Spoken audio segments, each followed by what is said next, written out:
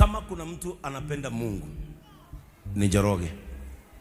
If there is someone who serves on this altar kwa roho yake yote ni Njoroge. And that is why you were attacked. Na kama hamkujua kitu kifani, Njoroge was attacked when the church was attacked. And something funny, Njoroge amekaa hospitali wiki 3, amelazwa kitandani na hakupatikana ugonjwa. Adhimo eko idimita magana mana na hakupatikana ugonjwa. You were being attacked because you love God. Na kama vile maandiko yamesema, the affliction shall never come again. Wewe ndio gutigacia na isiga no.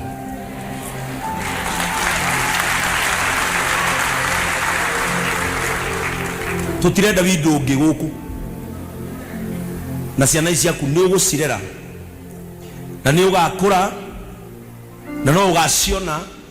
Ngai agutigiria maitho na agutigirie mugambo. Nigetha ucio ni ugicirathima na cigue ugicirathima.